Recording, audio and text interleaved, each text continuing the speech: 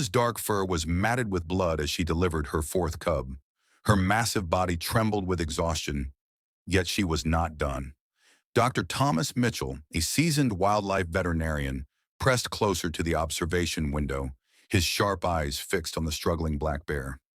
In his 20 years of practicing wildlife medicine, he had never witnessed a bear successfully give birth to this many cubs. Then Luna tensed once more. Moments later, the fifth cub entered the dim morning light of the Montana Wildlife Recovery Center. 5 cubs. The sheer number alone was enough to send waves of excitement through the wildlife medical community. Dr. Mitchell watched in awe as Luna tenderly cleaned each tiny form, her massive tongue gently coaxing them to life. The newborns, surprisingly strong for a multiple birth, squirmed with robust energy, instinctively seeking their mother's warmth. This should have been the conclusion to an extraordinary event, one worthy of scientific journals and wildlife documentaries. A single mother successfully delivering 5 healthy cubs was unprecedented. Headlines across the country would soon carry Luna's remarkable story. Luna had arrived at the sanctuary 4 months prior, her powerful frame concealing a rare and precious cargo. The initial ultrasound had revealed multiple cubs, astonishing the sanctuary staff. Yet even then, something about the grainy images unsettled Dr. Mitchell. He had performed countless ultrasounds on pregnant bears, but Luna's scans appeared different in a way he could not quite explain.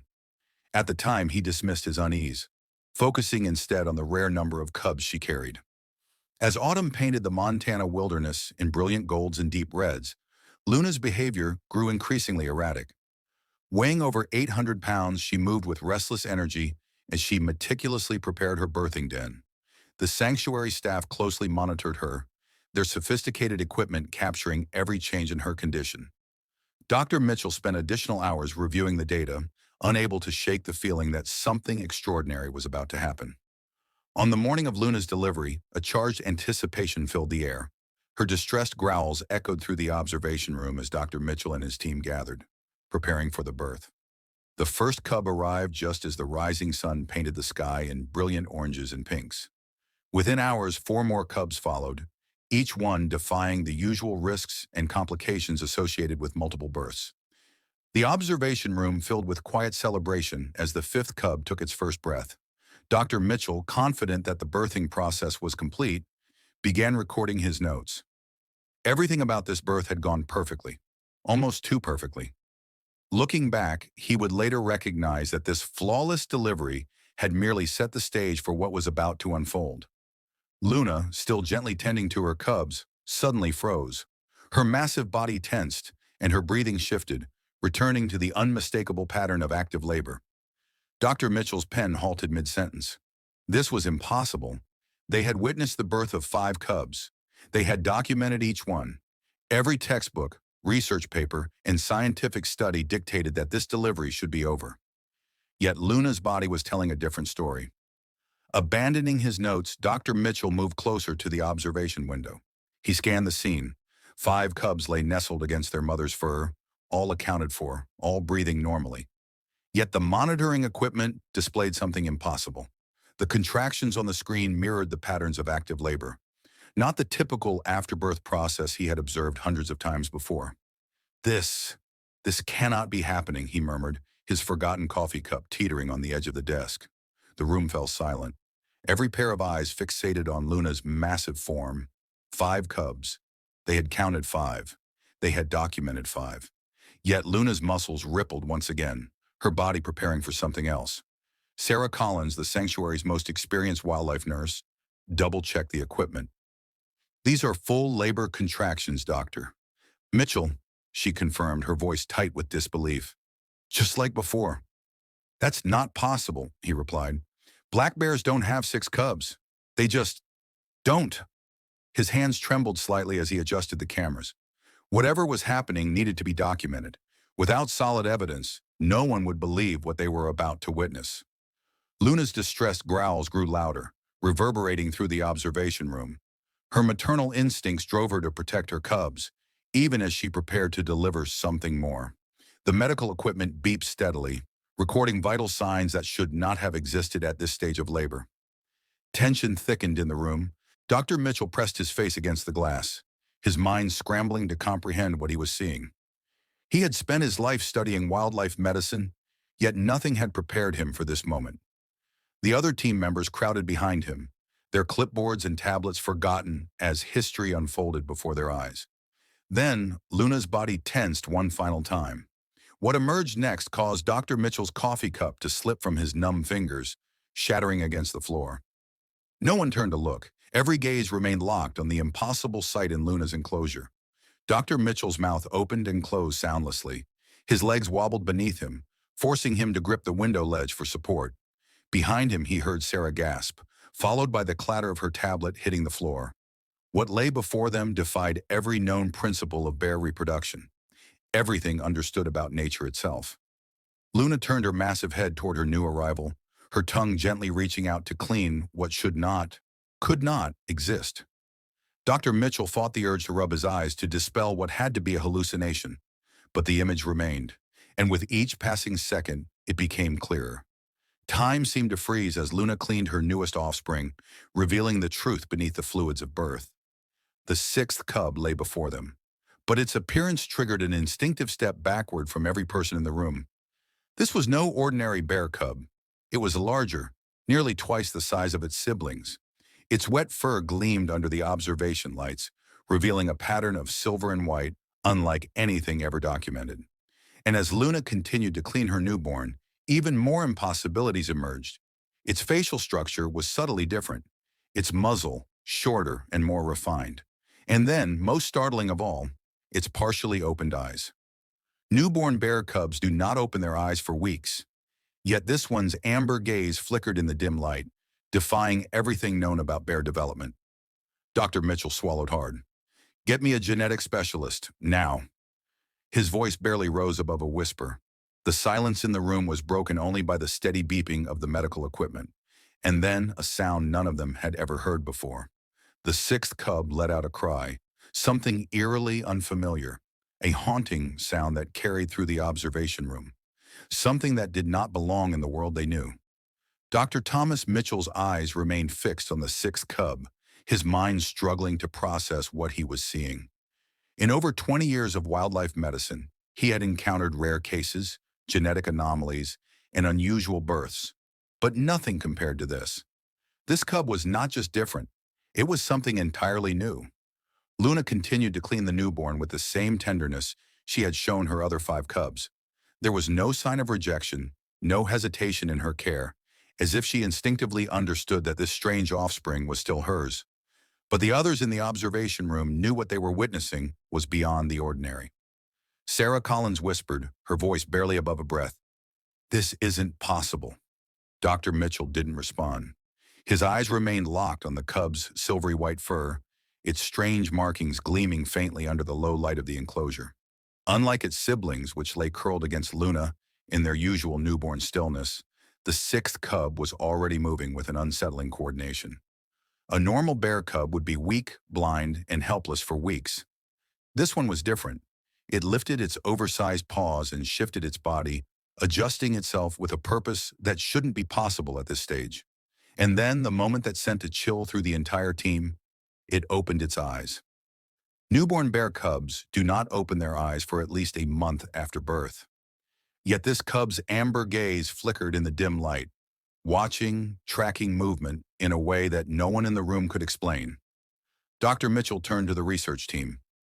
"Get a genetic specialist on the line. Secure all footage. We need every detail recorded." His voice was steady, but his hands shook as he wrote down his observations. The sanctuary's equipment continued to monitor Luna and her cubs, recording every vital sign. The readings made no sense. The sixth cub's body temperature was higher than normal, but showed no signs of fever. Its heart rate was irregular, too strong, too steady for a newborn. The air in the observation room grew thick with tension as the hours passed. Scientists, veterinarians, and wildlife experts were already being called in from across the country. By morning, the sanctuary would be flooded with experts demanding to see the impossible. But the night was not over yet. A sudden noise echoed through the observation room. It was not a growl, nor the soft, whimpering sounds of newborn cubs. It was something else entirely. The sixth cub made a sound, A low, haunting call that sent a shiver down Dr. Mitchell's spine. It was unlike any bear cub's cry. It was deeper, resonant, carrying an unidentifiable tone that didn't belong to any known species. Sarah stiffened. Did, did you hear that? No one responded. They were too transfixed by what was happening. The other 5 cubs, still blind and weak, stirred slightly at the sound but showed no distress. Luna, however, reacted immediately. She lifted her head, her dark eyes scanning the room as if sensing something beyond what the humans could perceive. Then she made a sound in response, a deep rumbling noise that was not her usual growl, but something more controlled, more deliberate. Dr. Mitchell swallowed hard. He had studied bears his entire life. He knew their sounds, their instincts, their behaviors. But this was something else. It was communication. The 6th cub let out another strange melodic sound. Luna responded in the same low, deliberate tone. Sarah whispered, "They're talking." The realization sent a ripple of unease through the team. Bears communicate with their young, but this was different. This was structured, rhythmic, as if Luna was speaking a language only she and the cub understood. The room remained silent as the exchange between mother and cub continued. Then just as suddenly as it began, it stopped. Luna curled around her offspring, tucking them beneath her warm body, and for the first time since the birth, the observation room fell into an uneasy stillness. By morning, genetic test results had started coming in. What they revealed only deepened the mystery. The 6th cub's DNA did not entirely match Luna's. It was hers, but not completely. There were anomalies in the genetic structure, markers that did not correspond with any known bear species. Some sequences appeared ancient, resembling genes seen in prehistoric animals. Others were completely unidentifiable. The results left the team in stunned silence. Dr. Rachel Wang, one of the country's top bear geneticists, arrived at the sanctuary that afternoon. As she examined the data, her expression darkened. This shouldn't exist, she said, flipping through the genetic reports. These sequences, they resemble something from thousands of years ago. There are genetic markers here that don't belong to any living bear species. Some of them don't belong to any known species at all. Dr. Mitchell exhaled slowly. What are we dealing with? No one had an answer. The media had already caught wind of something strange happening at the sanctuary. By sunset, reporters were gathering at the gates, eager to uncover whatever secret was being kept inside. Security had to be tightened. This discovery was too important to be mishandled. Inside the enclosure, Luna continued to nurse and protect her cubs, showing no signs of distress. But the 6th cub was different in every way. Not only was it larger, stronger, and more alert, but something else had begun to emerge. Under the infrared cameras, the markings on its fur shimmered. Not just reflected light, but shimmered, as if the markings themselves carried a faint, unnatural luminescence. Sarah stood frozen, staring at the screen. Tell me that's a glitch. But it wasn't. Dr. Mitchell leaned in, his heartbeat thudding in his ears. The markings, now clearly visible, looked disturbingly familiar. He turned to Dr. Wang. Do those resemble anything to you? She squinted, zooming in on the images. And then she paled. They look like symbols, ancient ones. No one spoke for a long moment. The markings on the cub's fur were not random. They were distinct, forming intricate shapes that bore an eerie resemblance to ancient cave paintings found in prehistoric sites. Some of them mirrored glyphs that had been discovered in deep caves, symbols that had never been fully deciphered, believed to belong to an era long before modern civilization. Dr. Mitchell felt a chill creep up his spine. This cub, he muttered, this isn't just an anomaly. It was something else entirely. And then, as if responding to the weight of their discovery, the 6th cub lifted its head, turned toward the observation window, and locked eyes with Dr. Mitchell. A newborn bear cub should not be able to focus its vision. A newborn bear cub should not be aware of its surroundings. A newborn bear cub should not look at a human with recognition. Yet that was exactly what this one did. It stared at him, not with the vacant gaze of an animal, but with something far more unsettling, with intelligence. Dr. Mitchell felt his breath hitch. The cub made another soft sound, almost a hum, and for the first time in his entire career, Dr. Mitchell found himself afraid.